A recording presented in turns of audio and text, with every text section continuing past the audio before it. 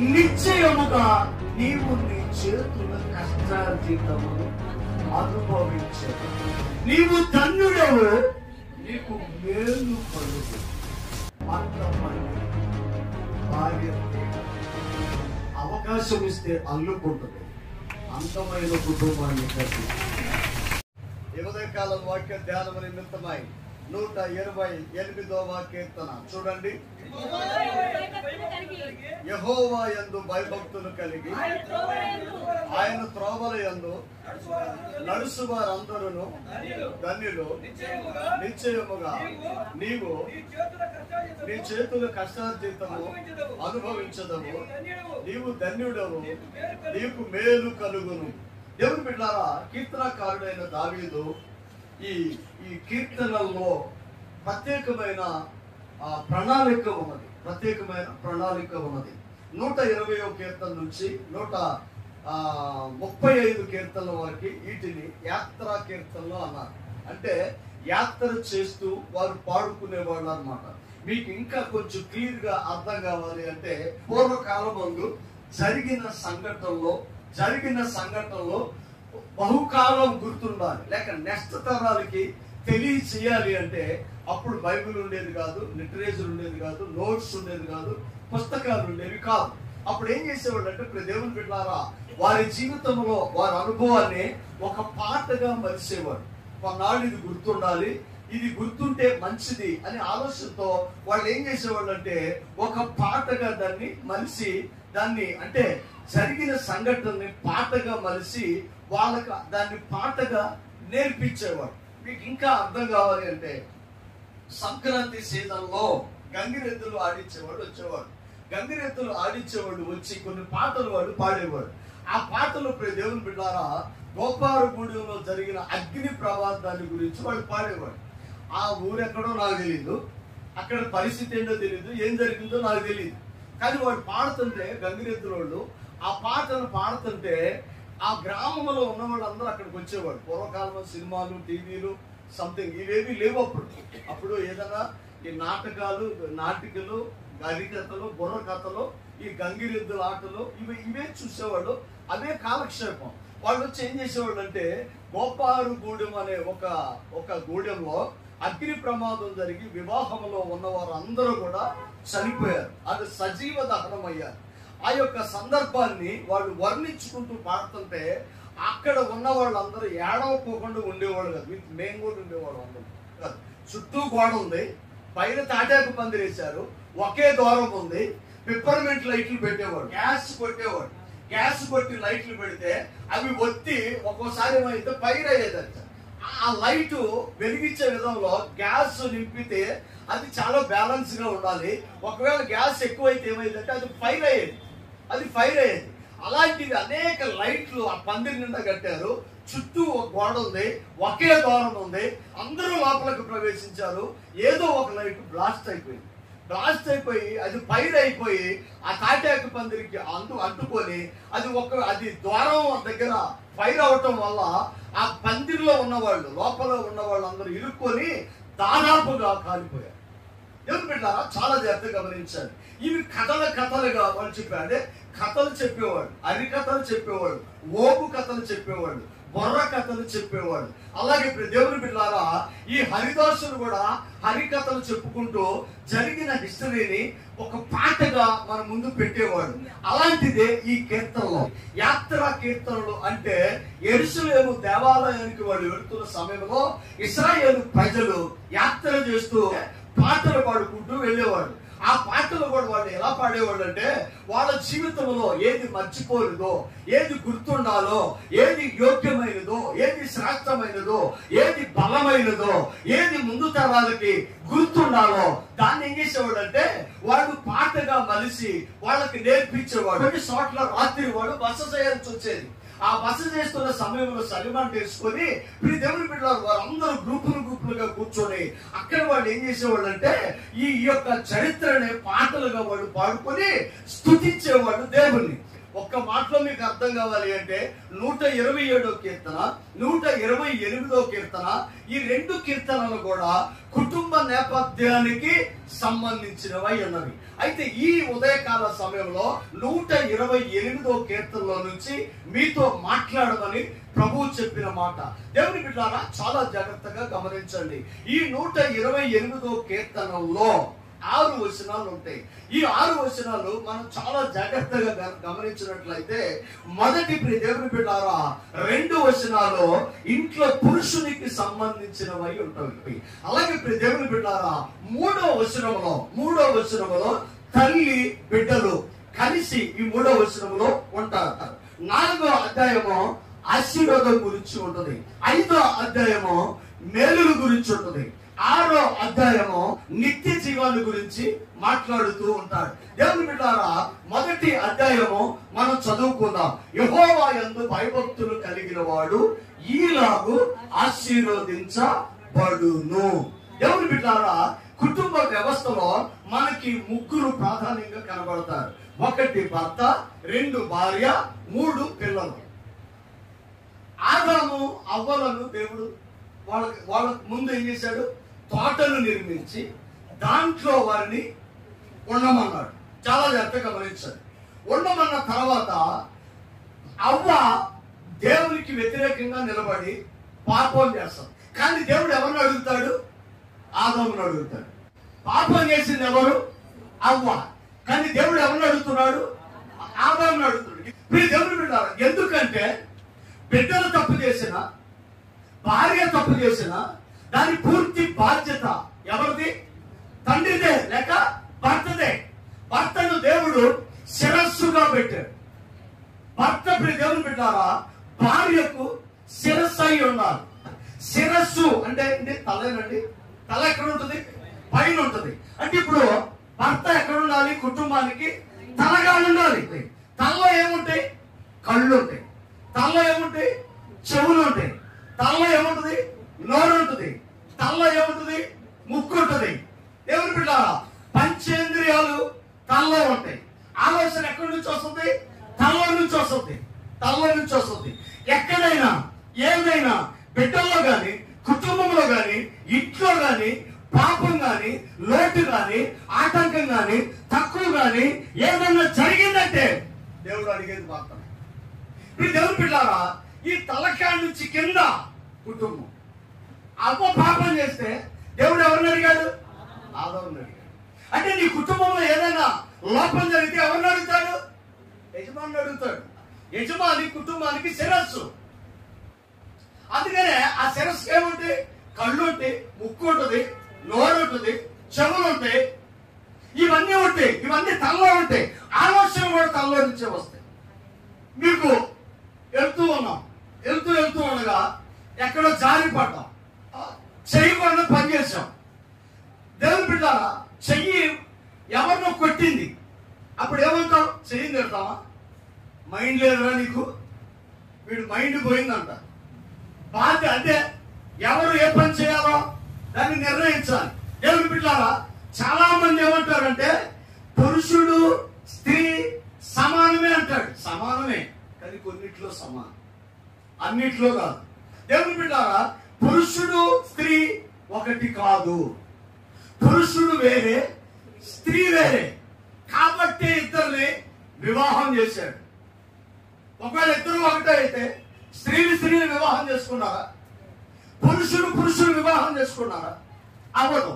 మరి ఎందుకు స్త్రీ పురుషులు వివాహం అంటే స్త్రీ వేరే, పురుషుడు వేరే. స్త్రీ ఆలోచన వేరే, పురుషుడి ఆలోచన వేరే. అది మనం తెలుసుకోవాలి. మీకు ఒక ఇంగ్లీష్ పదం నేర్పిస్తున్నా. భర్తని ఇంగ్లీష్ లో ఏమంటారు? హస్బెండ్. మీ హెయిర్ ఎగిరిపోతుంది అనుకో, మీరేం చేస్తారు? దానికి రబ్బర్ బ్యాండ్ వేస్తారు, లేక హెయిర్ బ్యాండ్ వేస్తారు. అవును కదా? ఎందుకు? అది లెగిసిపోకుండా కాపాడటానికి హెయిర్ బ్యాండ్ వేస్తారు. ఆ బ్యాండ్ లో నుంచి వచ్చిన పదమే హస్బెండ్. హస్బెండ్ ఎలా ఉండాలి అంటే కుటుంబాన్ని మొత్తాన్ని గట్టిగా పట్టుకుని తల మీద బ్యాండ్ లాగా ఉండాలి. కుటుంబంలో ఎక్కడైనా ఏదైనా తేడా జరిగింది అంటే తప్పు ఎవరిదే? కట్టెలు ఉన్నాయి, దానికి తాడు కడతాం. ఎందుకు? చెదరిపోకుండా. తెల్లవారుజామున వస్తాం. వీటన్నిటినీ మనం కట్టాం. అవునా? వీటన్నిటినీ మనం కట్టాం. ఎందుకు? ఎలా నిలిచినాయి? ఒక తాడు దాన్ని నిలబెట్టింది. ఆ తాడే లేకపోతే ఈ టెంట్లు ఇవేమీ నిలవు. ఈ కుటుంబానికి భర్త ఒక గ్రిప్ తాడు లాంటి వాడు.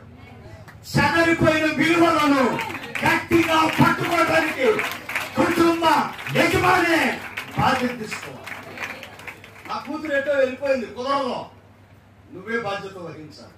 నా కొడుకు నా మాట ఇంట్లో కుదరదు, నువ్వే బాధ్యత తీసుకోవాలి. నా కుమార్తె నా మాట కుదరదు, నువ్వే బాధ్యత తీసుకోవాలి. నా భార్య నా మాట ఇంట్లో కుదరదు, వినాలి వినాలి. భర్తకు మించి ఎక్కడైనా ఎవరైనా ఎక్కువ ప్రవర్తిస్తే వాడు దేవుని దగ్గర సమాధానం చెప్పుకోవాల్సి ఉంటుంది. దేవుని బిడ్డారా, కుటుంబానికి సుపీరియర్ హెడ్ భర్తే. అతని ఆధీనంలోనే, అతని ఆధ్వర్యంలోనే, అతని కనుసైగలోనే బిడ్డల కుటుంబం భార్య ఉండాలి. దానికి మించి వెళ్ళటానికి వీలు. భర్త ఎలాంటి వాడు? పందిరి లాంటి వాడు. మనం ద్రాక్ష చెట్టు నాడతాం. మల్లి తీగ, స్వరతీగ, చిక్కుడు పాదు, దొండపాదు, ఎరజాజి పాదు మొక్కేస్తాం. అది ఎదుగుతా ఉంటుంది. కానీ దానికి ఏం కావాలి? పందిరి కావాలి. దానికి ఏం చేస్తాం? పందిరేస్తాం. అంటే కుటుంబానికి భర్త లేక యజమాని పందిరి లాంటి వాడు. దేవుని బిడ్డారా, ఈ పందిరి దేనికి? దేవుని బిడ్డారా, ఆ పందిరి కింద ఏ మొక్క అయితే ఎదిగిద్దో ఆ మొక్కను బట్టి పందిరికి గుర్తింపు వస్తుంది. సపోజ్ ద్రాక్ష చెట్టు మొలిసిందనుకో, అక్కడ దానికి ఏదో పందిరి ఎత్తే ద్రాక్ష పందిరి. చిక్కుడు పాదుకి పందిరి ఎత్తే చిక్కుడు పందిరి, మల్లె పందిరి, సొర పందిరి, బీరకాయ పందిరి. సొర పందిరులు ఉండవేమో. పొట్లకాయ పందిరి. అంటే కాయను బట్టి పందిరికి పేరు వస్తుంది. పందిరి కనబడదు. భర్త కుటుంబానికి పందిరిలాగా ఉంటే భార్య ఆ ఇంటిలో అల్లుకుపోతా ఉంటది. భర్త కుటుంబానికి పందిరిలాగా ఉంటే భార్య ఏం చేస్తుంది? అల్లేస్తుంది. ఇంటి నలింది, వంట రూమ్ నలింది, ఏది వంట వేరంది, బిడ్డలు నలింది, కుటుంబం నలింది, భర్త నలింది, మొత్తం చుట్టేస్తుంది. ఒక అందమైన ఆకారాన్ని భర్తని పార్టీ కుటుంబానికి తీసుకొస్తుంది. భార్య పాత్ర ఏంటి? భర్త పందిరి, భార్య తీగ అల్లుకుపోయింది. దేవుని బిడ్డారా, ఈ రెండు కరెక్ట్ గా ఉండాలి. పందిరి వీక్ గా ఉన్నా ఆ కుటుంబం కొలాప్స్ అయిపోయింది. భార్య అల్లుకోకుండా ఉన్న ఇబ్బంది అయిపోయింది. కొంతమంది ఎలా ఉంటారు తెలుసా? వేరే పందిర్లకి అల్లుకోవడానికి చూస్తారు భార్యలు. కొంతమంది పక్కనే పక్కింటోడు మనం పందిరేసాం అనుకో, పక్కింటోడు ఎదురింటోడు ఎవడో ఆఫీసులో ఎవడో దరిద్రుడు ఎవడో పందిరేసాడు అనుకో, ఏం చేస్తుంది? వాటికి అల్లుకుపోతా ఉంటుంది అన్నమాట. భార్య భర్తలు ఒకటి కాదు. భర్త పనేంటి? పందిరి. భార్య పనేంటి? దాన్ని అల్లుకుపోవటం. దేని పని అదే, దేని ప్రాధాన్యత అదే. ఎక్కడ కూడా ఏది కూడా తక్కువగా కనబడకూడదు. ఏది తన పని అది చేయకపోయినా ఏమైందంటే దేవుని చిత్తాన్ని నెరవేర్చబడదు. నోవహు తన భార్య, బిడ్డలు, కోడళ్లతో కుటుంబాన్ని వాడలు కట్టాడు. సుపీరియర్ నోవహు. భర్త వీక్ అయితే, భర్త పనికి మనలోనైతే, భర్త బాధ్యతలోనైతే, భర్తకి వేరు అలవాట్లు ఉంటే, భర్త అజాగ్రత్త పరుడైతే ఏమవుతుందా? భార్య వేరే పందిరికి బాగేస్తుంది. భర్తకు విషయం అవసరం, భార్యకు వివరణ అవసరం. భార్య వాళ్ళ అమ్మతో 5 నిమిషాలు మాట్లాడి ఇంట్లోకి వచ్చి భర్తతో గంటన్నర సోదేస్తుంది. భర్త అరగంట తల్లిదండ్రులతో మాట్లాడొచ్చి భార్యతో అంటాడు, ఏమైంది, ఏం జరిగిందండి అని అంటే, ఏం లేదు, నాన్న కింద పడ్డాడంట, ఇప్పుడు బాగానే ఉన్నాడు, అంతా ఓకే, అయిపోయింది. కానీ భార్య అయితే అమ్మ పొద్దున్నే లేచింది, బ్రష్ తీసుకుంది, తమ్ముడు ఇలా చూశాడంట, చీర కొందంట, మన కోసం రమ్మందంట. అంటే భార్యకి వివరణ కావాలి, భర్తకు విషయం కావాలి. మరి ఇద్దరు ఒకటే ఎలా అవుతారండి? భార్యకి వినేవాడు కావాలి, మనం వినం. భర్తలకు వినే టైం లేదండి. ఏం బిడ్డారా, ఒక ఇంజనీరింగ్ చదివే కూతురున్న ఒక గవర్నమెంట్ లెక్చరర్ తన క్లాస్ చెప్పే అబ్బాయితో వెళ్ళిపోయి కాపురం పెట్టేసింది, స్టూడెంట్తో వెళ్ళి కాపురం పెట్టింది. అంటే భర్త ఇంట్లో, భర్తకి ఇనే ఓపిక ఉండాలి, భర్తకి విషయం అవసరం, భార్యకు వివరణ అవసరం. నీవు భర్తవైతే నీ భార్య మనసులో ఏదుందో ఓపికగా నువ్వు వినాల్సిందే. ఏమనుకుంటే అది వేరే వాళ్ళు చెప్తారు, వినేవాళ్ళు చూసుకుంటారు. అది లోపం ఎవరిదే? భర్తదే. ఇద్దరు ఒకటే. నువ్వు నీకన్నా నేనేం తక్కువే, నీకన్నా నేనేం ఎక్కువే. భర్త పందిరి, భార్య తేగ. భర్తకి విషయం కావాలి, భార్యకు వివరణ కావాలి. అర్థమవుతుందా? ఇంత వ్యత్యాసం ఉంటుంది. ఇద్దరు ఒకటేలా అవుతారండి? వీళ్ళిద్దరూ కలిసి కుటుంబ వ్యవస్థను కొనసాగించాలి. భిన్నంగా అవుతూ ఉంటాయి. ఇంట్లో గొడవలు ఎందుకు అవుతాయి తెలుసా? ఎవరిని అడుగుతూ ఉంటుందేమో, ఏం చేసావు, ఎన్నింటికి వచ్చావు, ఇప్పుడు దాకా ఎక్కడికి వెళ్ళావు, ఎవరితో మాట్లాడావు, ఫోన్లో నా నెంబర్ ఎవరిది, ఇప్పుడు దాకా ఏం చేస్తున్నావు, మీ షాప్ ఎన్నింటికి వదిలేది, ఎవరన్నా అవసరం. నీకెందుకు నోరు మీ అంటే ఊరుకోదు, ఎవరని చెప్పాలి. బయలుదేరాను, ట్రాఫిక్ జామ్ అయింది, పెట్రోల్ కొట్టించుకున్నాను, అది ఒక 5 నిమిషాలు, ఇదో 10 నిమిషాలు, ఇవన్నీ తీసుకొచ్చి ఆమెను మెప్పించి ఆమెకు నమ్మకం కుదిరితే ఆ రాత్రి నెమ్మదిగా ఉంటుంది వ్యవహారం. ఇట్లా ఎక్కడన్నా తేడా వచ్చింది అనుకో, దేవుని స్తోత్రం. యేసు ప్రభు వారు ఇప్పుడు దేవుని బిడ్డలారా శిష్యులు ఆయనతో అడుగుతారయ్యా, మాకు ప్రార్థన నేర్పించు అని అంటారు. ప్రార్థన నేర్పించు అన్నప్పుడు యేసు ప్రభు వారు శిష్యులకు ప్రార్థన నేర్పిస్తూ ఒక మాట నేర్పిస్తారు. పరలోకమందున్న మా తండ్రి, నీ నామము స్తుతింపబడును గాక అని నేర్పిస్తాడు. నేర్పిస్తాడు. ఇప్పుడు ఆ మాట మనము నీ బిడ్డలకు, పరలోకమందున్న మా తండ్రి నీకు స్తోత్రం, నువ్వు పరిశుద్ధుడు, నీతి కలిగిన దేవుడు అని మాట్లాడితే పిల్లోడు ఆలోచన చేస్తాడు. ఏం ఆలోచన చేస్తాడు? మా నాన్న పనికిమాలోడు, మా నాన్న దరిద్రుడు, మా నాన్నకి బాధ్యత ఉండదు, మా నాన్న ఫీజులు కట్టడు, మా నాన్న పనిచేయడు, మా నాన్న కోపం ఎక్కువ, పరలోకంలో ఉన్న తండ్రి కూడా ఇంతేనా అని ఏమవుతుంది? ఈ లోకంలో ఉన్న తండ్రిని చూసి పరలోకంలో ఉన్న తండ్రి విషయమై వాళ్ళు ఎస్టిమేషన్ వేస్తారు.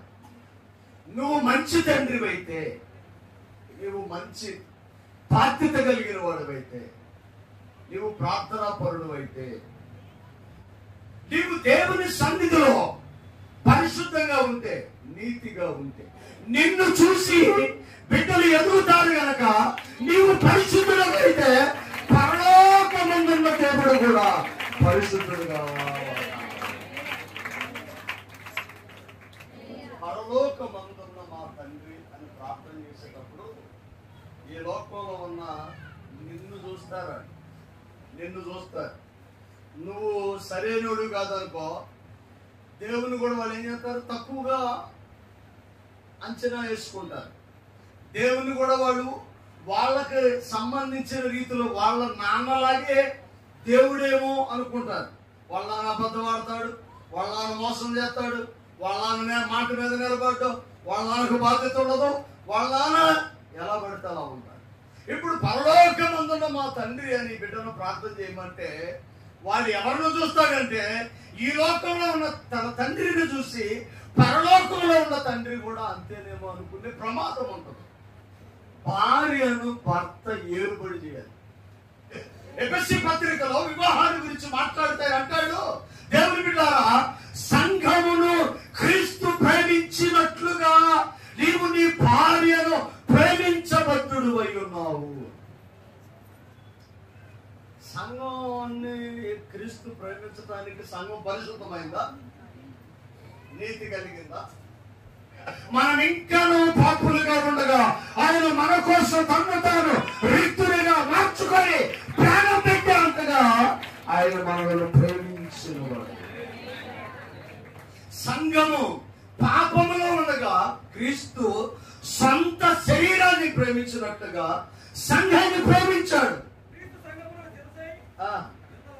క్రీస్తు సంఘానికి శిరస్సై ఉండలాగున పురుషుడు భార్యకు శిరస్సై ఉన్నాడు. నేను ముందే చెప్పాను, మీరు తలకాయలు కుటుంబానికి అన్నాను.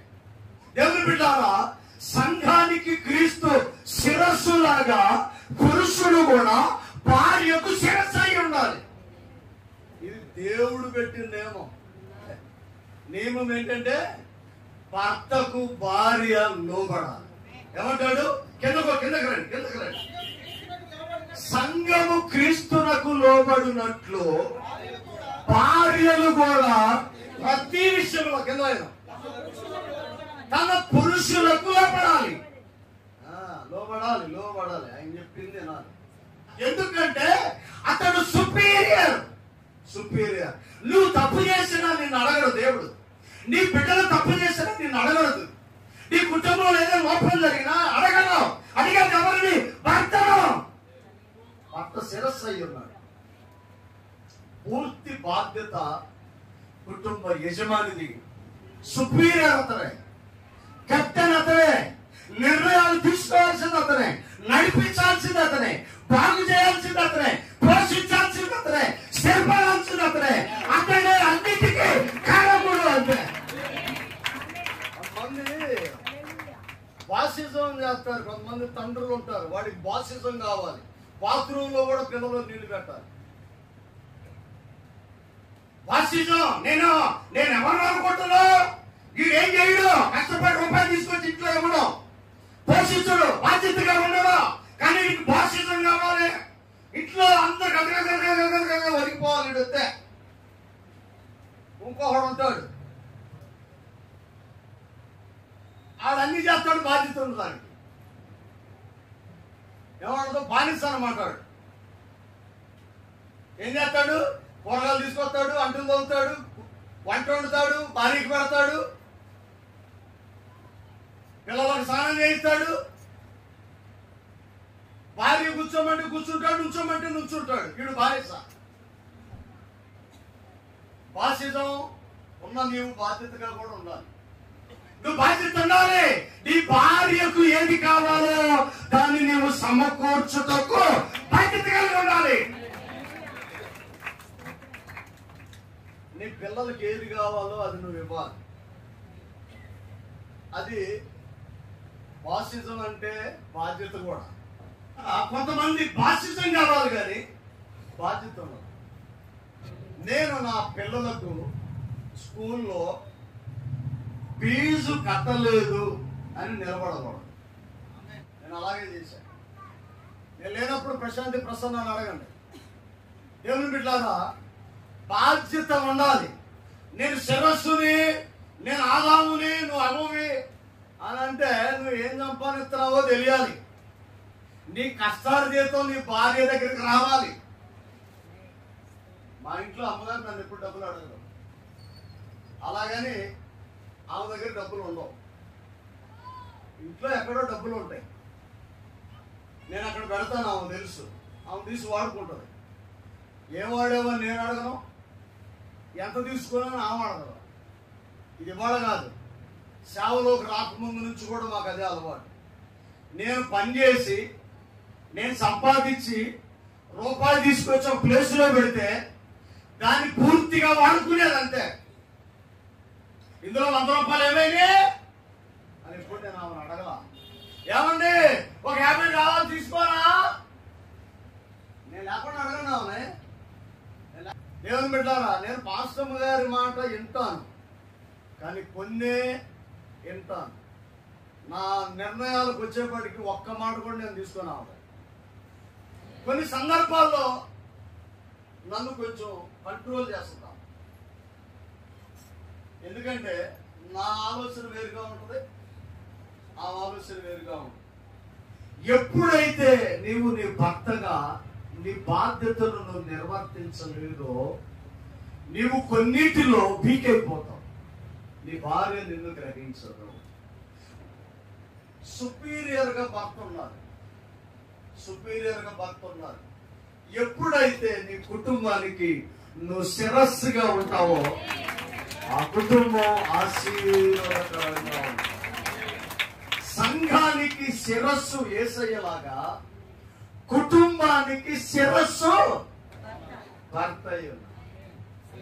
ఒకరోజు భర్త అన్నాడంటే, నేనేమనుకుంటాను, నేను శిరస్సు అని అంటున్నాడంట. మాట్లాడితే రోజుకు 10 సార్లు, నేను మీరు శిరస్సు అయితేనండి నేను మీ గుండెకాయండి అన్నాను. మీరు శిరస్సు అయితే నేను మీ హృదయాన్ని అండి అన్నాను. దేవుని బిడ్డలారా, భర్త శిరస్సు అయితే భార్య హృదయంగా ఉండటం మంచిదే. ఎప్పుడైతే మీరు అలాంటి అన్యోన్యత కలిగి ఉంటారో యెహోవా యందు భయభక్తులు కలిగిన వాడు ఈలాగు ఆశీర్వదించబడును. దేవుని బిడ్డలారా, నీ లోగిట నీ భార్య ఫలించు ద్రాక్షావళి వలె ఉండును. నువ్వు పందిరిగా ఉంటే నిన్ను అల్లుకుపోవటానికి భార్య ఇప్పుడు ఎలా ఉంటది? సిద్ధంగా ఉంటుంది. నువ్వు కనబడవు, భర్తలు ఎప్పుడు బయటికి కనబడవు, కానీ భార్య ఏం చేస్తుంది? పైన అలంకారంగా భార్య కనపడదు. నువ్వు పందిరిగా లేకపోతే నీ కుటుంబానికి అలంకారం రాదు. నేను పందిరి కదా, నిలవలేనని నేను లేదే నువ్వు నిలవలేవని నువ్వు అనకూడదు. నువ్వు లేకపోయినా నేను ఏరే పందిరికి పోతానని నువ్వు అనకూడదు. ఈ రెండు జరగకూడదు. ఇది వాక్యానుసారంగా నువ్వు బాధ్యత కలిగి ఎప్పుడైతే ఒక ప్రతిష్టమైన పందిరిగా నువ్వు నిలబడతావో నీ కుటుంబాన్ని అల్లుకునే ఒక అందమైన తీగగా ఆమేన్. నాకు వేరుగా ఉండి మీరేమి చేయలేరు అంటారు. నేను ద్రాక్షావల్లిని, మీరు తీగ. యేసయ్య ద్రాక్షావల్లి, సంఘము తీగలు. భర్త కుటుంబానికి పందిరైతే భార్య తీగలు. ఆ రెండు కలిసి అల్లుకుంటేనే శ్రేష్టమైన ఫలాలు వస్తాయి. నిశ్చయముగా నీవు నీ చేతుల కష్టార్జితమును అనుభవించదు. నీవు ధన్యుడవు, నీకు మేలు కలుగు. నీ లోగిట నీ నేలలో నిన్ను ఆధారం చేసుకొని నీ భార్య ఫలించుదే. అలా కుటుంబం మామూలుగా ఉండదండి. ఒక ప్రతిష్టమైన పందిరిగా నేను నిలబడిన వరకు నీ భార్య దానికి అల్లుకొని వస్తుంది. ఆ పని ఎలా ఉంటుందంటే అది ప్రియ దేవుని బిడ్డలారా, ఆకుల నిత్యము ఫలములిచ్చు చెట్టుగా ఉండును. కొన్ని ఇళ్లలో నేను చూస్తాను, భార్య అకౌంట్ ఏరే, భర్త అకౌంట్ ఏరే ఉండదు. ఇగో నాకు ఒక 500 ట్రాన్స్ఫర్ చేయి. ఇప్పుడు అంతా ట్రాన్స్ఫర్లే కదా. ఇంతకు ముందు ఏమయ్యేదంటే వీడు 100-50 మిగిలించుకొని ఇంట్లోకి వచ్చి జేబులో పెట్టుకునేవాడు. నా 100 ఉంది అని పొద్దున్నే లేచి చూస్తే ఏమేదో కూరగాయలకు వాడేస్తుంది. అది నా 100 ఏది, నా 100 ఏదంటే మొదలెత్తి 100 వేరేదని పెట్టుకున్నాడు. 100 ఏమేంటి, నా భర్త 100 సంపాదించుకొచ్చాడు కదా. నమ్మండి, ఒక తల్లి నా దగ్గరికి వచ్చి ఏడుస్తుంది. 1000 రూపాయలు సంపాదిస్తాడు, రోజుకు 30 రూపాయలు ఇస్తాడు. ఒక్క మాట మీరు చెప్పండి, 50 రూపాయలు ఇవ్వమా, ఎంత సంపాదిస్తాడు? 1000 సంపాదిస్తాడు. 30 రూపాయలు ఇంట్లో ఇస్తాడు. ఆ తల్లి నా దగ్గరికి వచ్చి అంటుంది, 50 ఇవ్వమనండి, నా కుటుంబాన్ని నేను పోషించుకున్నాను. 950 ఏం చేస్తున్నాను? నీకు భార్య ఉంది, నీకు 2 బిడ్డలు ఉన్నారు, నీ కుటుంబంలో నీకు వచ్చే రాబడి ఆ నలుగురికి షేర్ చేయాలి. 1000 రూపాయలు తీసి 250. ఒకవేళ భార్య భర్తలు మీరైతే చెరువుకు 500. ఒకవేళ ముగ్గురైతే షేర్ చేసుకోండి. మొత్తం నువ్వే వాడుకుంటే భర్త కుటుంబానికి పందిరిగా ఉండాలి, శిరస్సుగా ఉండాలి. నీలో గిట్ట నీ భార్య ఫలించు ద్రాక్షావల్లి వలె. ఎవరు బిడ్డారా, నువ్వు బాధ్యత కలిగి ఉంటే నీ జీవితంలో ఏ లోటు దేవుడు ఇవ్వడో అద్భుతమైన ఆశీర్వాదాలు దేవుడు. భర్త పందిరి, భార్య తీగ. అవకాశం ఇస్తే అల్లుకుంటుంది, అందమైన కుటుంబాన్ని కట్టి. దేవుని బిడ్డ, బాసిజం బాధ్యత లేని తరం అయితే అది ఉపయోగం ఉండదు. బాధ్యత లేకుండా బానిసగా ఉండటం కూడా అది మంచిది కాదు. దేవుని బిడ్డ, నీ కుటుంబానికి నువ్వు హెడ్, నువ్వు తలగా ఉండాలి, నువ్వు నియంత్రించుకోవాలి, నువ్వు పోషించాలి, నీ కంట్రోల్లో ఉండాలి. గడ్డి మోపు కడతాం, తాడుతో కడతాం, పొలంలో తాడుతో మోపు కడతాం, చుట్టూ హెయిర్ బ్యాండ్తో కడతాం. ఆ తాడు లాంటి వాడివి నీవు, ఆ హెయిర్ బ్యాండ్ లాంటి వాడివి నీవు. నువ్వు ప్రతిష్టంగా లేకపోతే పిల్లలు చెదిరిపోతారు, భార్య చెదిరిపోయింది, కుటుంబం చెదిరిపోయింది. దేవుని బిడ్డలారా, ఎప్పుడైతే పురుషుడు బాధ్యతగా నిలబడతాడో ఆ కుటుంబం పరలోకములో ఒక ఆశీర్వాదకరమైన కుటుంబ యజమానికి బాధ్యత ఉండాలి, బాధ్యత ఉండాలి. పెట్టేసేయే కొట్టింది. ఒక్కోసారి వేస్తాడు, కంగారు పడి చదువుకొని రాబాక. తిట్టాడా మీ ఆయన? చదువుకొని వచ్చేసాయి అనకూడదు, ఉండమ్మా, ఓర్పుగా ఉండాలి. నీ పందిరి ఆయనే. కొంతమందికి తండ్రి పందిరిలా కనపడతాడు. తండ్రి పందిరి కాదండి. ఆమె హల్లెలూయా. నీ భర్త నీకు పందిరి. నీ భర్తను ఆధారం చేసుకొని ఏం చేయాలి? అల్లుకుపోవాలి. ఆ అల్లుకుపోవటం ఘనత రావాలి, పేరు రావాలి, ఖ్యాతి రావాలి, గౌరవం రావాలి, అలంకరణ రావాలి, అభివృద్ధి జరగాలి. ఆ ఫలాలు, ఆ తీగలు ఫలించేవిగా ఉన్నాయి. మా ఆయన లాగలేడు, మీ ఆయన నీకులాగా ఉండడం. ఆమె రోజు బిజన్ రోడ్డు వెళ్తాం అంటాం. మీ ఆయన నువ్వు పద అన్నాడు అనుకో, ఇక ఆ కొంప కొల్లేదే. వెనకడికి ఒక ఆమె నా దగ్గరకు ఆయన తీసుకొని వచ్చింది. వెనకడ మనిషిలాగా ఉన్నాడు ఇగేనా అని అంతాయి. వెనకడ మనిషి కాదు, ఇప్పుడు మనిషే. కంగారు పడబాక, నువ్వు బాధ్యతగా ఉంటాడు, బాధ్యతం కూడా ఉంటుంది, నువ్వు కంగారు పడబాకమ్మా అన్నా. ఇప్పుడు పిల్లలకి ఎలా కావాలంటే చుట్టాలు పోసుకొని, చిరిగిపోయిన జీన్స్ ప్యాంట్లు వేసుకొని, ఆ దరిద్రపు షర్ట్లు వేసుకొని, ముఖం అంతా కిల్లీలు వేసుకొని, సొల్లు కారుతూ, పళ్ళన్నీ ఎర్రగైపోయి, గడ్డం పెరిగి దరిద్రంగా ఉంటారు చూడు, వాళ్ళు నచ్చుతారు ఇప్పుడు వాళ్ళకి. సంసార పొల్యూషన్ కలిగి చక్కగా నూనె రాసుకొని, క్రాప్ నీట్గా దూకొని, కళ్ళజోడు పెట్టుకొని, పెళ్లి చూపులకు వచ్చి ఒక అమ్మాయి వద్దాంది. దేవుని బిడ్డలారా, నీ కుటుంబానికి ఒక అందమైన పందిరి నీ భర్త అవ్వాలి అంటే, అది జీవితాంతం నువ్వు అల్లుకొని ఉండాలి అంటే, నువ్వు బాధ్యతతోనే నిర్ణయం తీసుకోవాలి. నెలలో, 2 నెలల్లో, రోజులు, వారాల్లో ఎప్పుడు కూడా ఎవరు ఎక్స్పెక్ట్ చేయరు. సుదీర్ఘ కాలం. నేను అదే చెప్తున్నాను, మిమ్మల్ని ప్రోత్సహించడం కోసం చెప్తున్నాను. ఎందుకంటే పెద్దలు చూసి నిర్ణయించి బాధ్యతగా చేసిన వివాహం కాబట్టి ఈ రోజున 128వ కీర్తన మా జీవితంలో యేసయ్య నెరవేరుస్తున్నాడు. తొందరపడొద్దు. జీవితాంతం ఆశీర్వాదకరంగా దేవుడు ఉంచుతాడు, అందంగా ఉంచుతాడు, స్థిరముగా ఉంచుతాడు, బాధ్యతతో ఉంచుతాడు. నీ భార్య నీ యొక్క భర్త ఆధ్వర్యంలో నువ్వు అల్లుకోవచ్చు. అందమైన కుటుంబం కట్టబడింది, ఆశీర్వాదాలు ఉంచుతాడు. తల వంచండి ప్రార్థన. ప్రేమ నమ్మకం కలిగిన దేవ, సత్య స్వరూపి, కృప కలిగిన వాడాలి. సమయాన్ని బట్టి ఆయన నేను స్తుతిస్తూ ఉన్నాను. ప్రభువా, 128వ కీర్తనలో యెహోవా యందు భయభక్తులు కలిగిన కుటుంబం ఎలా ఉండాలో మాతో మీరు మాట్లాడారు. ప్రభువా, నీవు ధన్యుడవు, నీకు మేలు కలుగును, నిశ్చయముగా నీ చేతుల కష్టార్జితము నీవు అనుభవించు. యేసయ్య, ఇక్కడ ఉన్న బిడ్డలందరి పైన నీ కృపను కుమ్మరించాను. సమస్త ఘనత, మహిమ, ప్రభావములు నీకు ఆరోపించుకుంటూ యేసు పరిశుద్ధ నామమున అడిగి వేడుకొనుచున్నాము తండ్రి. ఆమేన్.